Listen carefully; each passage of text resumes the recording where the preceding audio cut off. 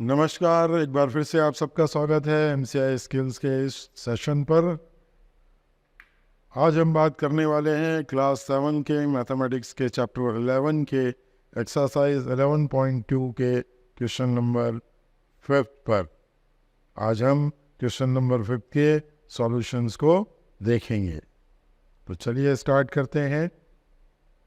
इस सेशन को स्टार्ट करने से पहले आप सबसे निवेदन के एक्सपोनेंट और एक्सपोनेंट के लॉज को एक्सप्लेन करने के लिए हमने जो वीडियो बनाया है, उस वीडियो का लिंक डिस्क्रिप्शन बॉक्स और आई बटन पर दिया हुआ है। उन वीडियोस को आप ज़रूर देखिए। उन वीडियोस की सहायता से ही आपको इन सॉल्यूशंस को समझने में आसानी होगी। तो चलिए स्टार्ट करते हैं आज का हमारा ये सेशन, क्वेश्चन नंबर 5 के सॉल्यूशंस। हमारे पास में ये एक्सप्रेशन है, इसको हमको सॉल्व करना है। तो आइए देखते हैं इसको हम कैसे सॉल्व कर सकते हैं। सबसे पहले हम इस ब्रैकेट के अंदर के एक्सप्रेशन को सॉल्व करेंगे। मीन्स 2⁵ का होल पावर 2 को हम सॉल्व करेंगे। तो यहाँ पर हम थर्ड लॉ ऑफ एक्सपोनेंट को अप्लाई करेंगे।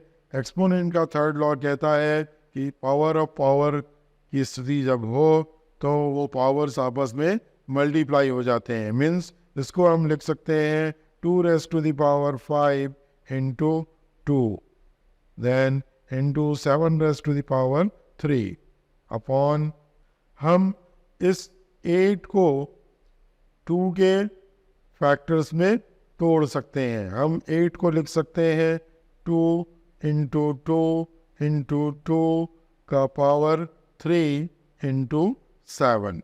आइए अब इसको आगे सॉल्व करते हैं। ये हो जाएगा 2⁻10 इंटू 7⁻3 और इस 2 को हम लिख सकते हैं 2⁻3 का होल पावर 3 इंटू 7। अगेन यहाँ पर हम थर्ड लॉ को अप्लाई करेंगे। मीन्स पावर ऑफ पावर के लॉ को जब हम अप्लाई करेंगे तो ये क्या हो जाएगा, ऊपर तो ठीक है 2⁻10 इंटू 7⁻3, इस जगह पे हम क्या लिख सकते हैं 2⁻3 इंटू 3 इंटू 7। नेक्स्ट स्टेप में ये हो जाएगा 2⁻10 इंटू 7⁻3 अपॉन 2⁻3 इंटू 3 क्या हो जाएगा 9 इंटू 7। अब हम यहाँ पर एक्सपोनेंट के सेकंड लॉ को अप्लाई करेंगे। एक्सपोनेंट का सेकंड लॉ क्या है कि अगर बेस वैल्यू सेम हो और उनके बीच में डिवीजन का ऑपरेशन हो तो न्यूमरेटर के एक्सपोनेंट से डिनोमिनेटर के एक्सपोनेंट को सब्ट्रैक्ट कर दिया जाता है। तो हम इसको कैसे लिख सकते हैं 2⁻10 और डिनोमिनेटर में जो 2 है उसका एक्सपोनेंट क्या है 9। मीन्स ये हो जाएगा 10 माइनस 9 इंटू 7 की पावर क्या हो जाएगा 3 माइनस 1। आगे इसको सॉल्व करते हैं। ये हो जाएगा 2⁻1 इंटू 7 स्क्वायर। तो हमारा फाइनल रिजल्ट क्या आ रहा है 2 इंटू 7 स्क्वायर। यही हमारा आंसर है। आइए अब देखते हैं सेकंड पार्ट क्वेश्चन नंबर 5 का। हम इस 25 को 5 के फैक्टर्स में जब तोड़ेंगे तो हम इसको लिख सकते हैं 5 इंटू 5 और इसके बगल में दिया हुआ है 5 स्क्वायर इंटू t⁻8 अपॉन, इस 10 को भी हम फैक्टर्स में जब तोड़ेंगे तो इसको लिख सकते हैं 2 into 5⁻3 into t⁻4। Next step में देखते हैं।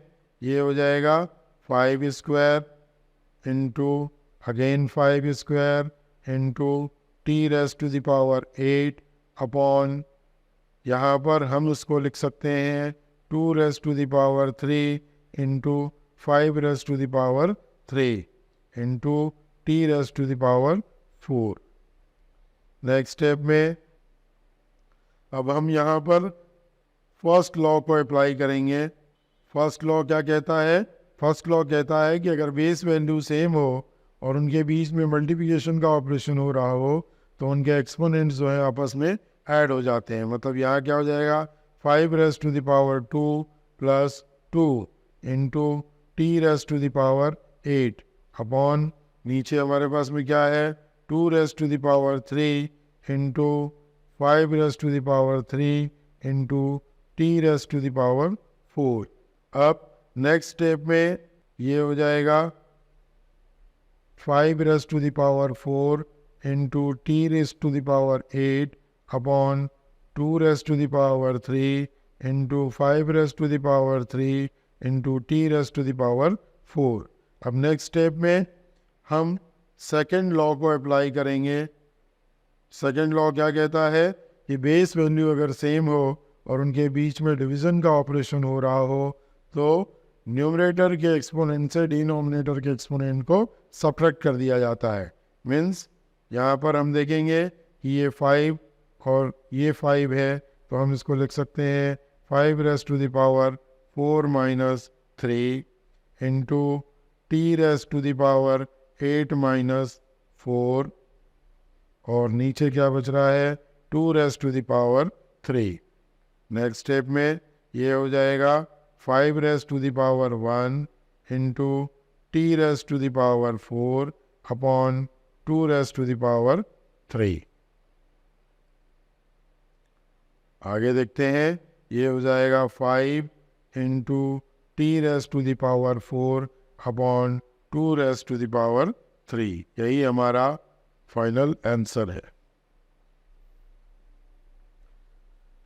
आइए अब देखते हैं क्वेश्चन नंबर 5 का थर्ड पार्ट, जिसमें हमको इस एक्सप्रेशन को सॉल्व करना है। चलिए शुरू करते हैं।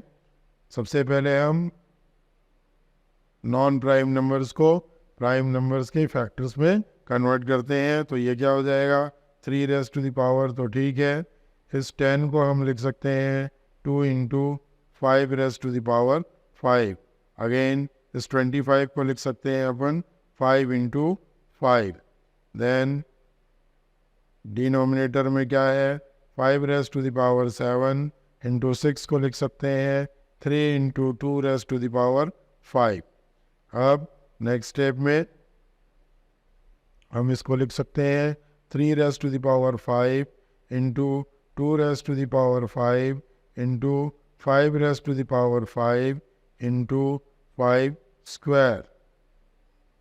देन डिनोमिनेटर में 5 raise to the power 7 into 3 raise to the power 5 into 2 raise to the power 5। इस स्टेप को सॉल्व करने के लिए हम फर्स्ट लॉ को अप्लाई करते हैं, एक्सपोनेंट का फर्स्ट लॉ, जो कहता है कि अगर बेस सेम हो तो उनके एक्सपोनेंट ऐड हो जाते हैं यदि उन दोनों के बीच में मल्टीप्लिकेशन हो रहा हो तो हम इसको लिख सकते हैं 3 raise to the power 5 into 2 raise to the power 5 into ये हो जाएगा 5 raise to the power 5 plus 2 upon denominator में होगा 5 raise to the power 7 into 3 raise to the power 5 into 2 raise to the power 5।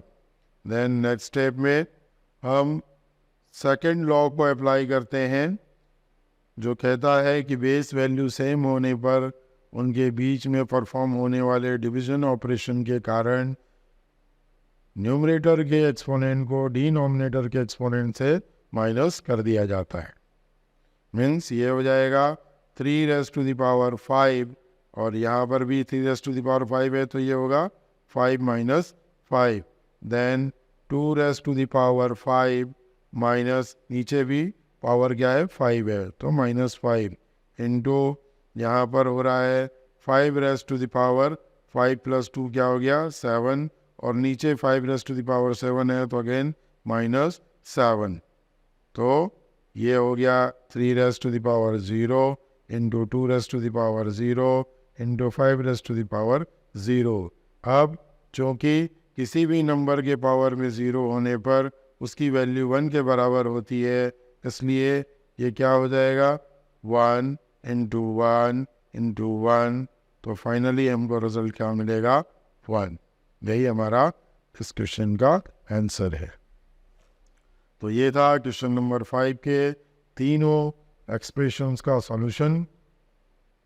अगर आपको इस solution में कुछ समझ में ना आया हो तो प्लीज़ मुझे कमेंट करके ज़रूर बताइए, और अगर आपको ये सॉल्यूशन समझ में आया हो तो वीडियो को लाइक कीजिए, अपने फ्रेंड्स और क्लासमेट्स को इसको शेयर कीजिए और चैनल को सब्सक्राइब कीजिए।